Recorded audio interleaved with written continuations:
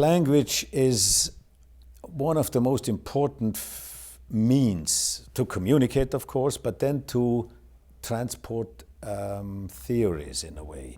By using certain concepts, by using certain formulations and words, one transports whole world views in some instances.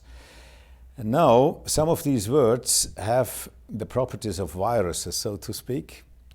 So every chief information officer, for instance, a computer expert or so, would go very far to protect our computers by getting invaded, from getting invaded by viruses.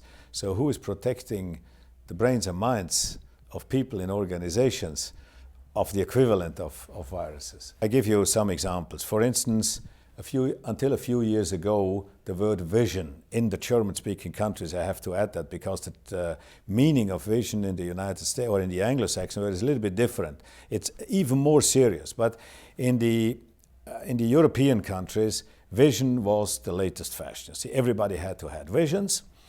And in fact, what is meant by that, or what was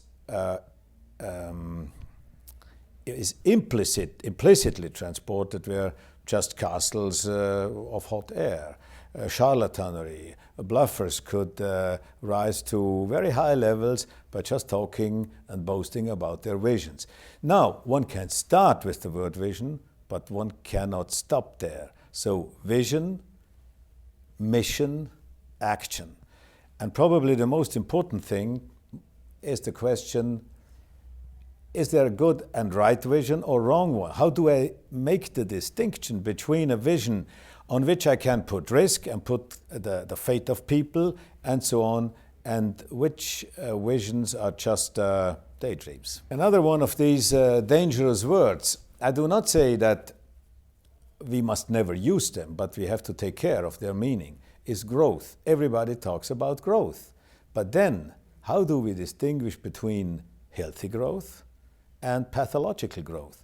So the crisis obviously shows that some kinds of growth could not have been healthy enough, otherwise there would not have been a collapse. So I do not want to go into technicalities of how to define healthy growth as opposed to pathological one, but one has to think about it, and there are criteria.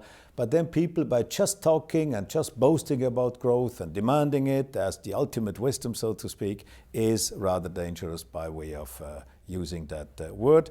And another one which might be of help is charisma. So that is that charismatic leadership personality, the hero, so to speak. In many cases, it's only egomania. It's only personality cult, so to speak. And if one goes to history, charismatic people sometimes did very good, but in most instances, the charismatic people mobilized the energy of people, mobilized the followership, but then the question was not if they led people, but where to.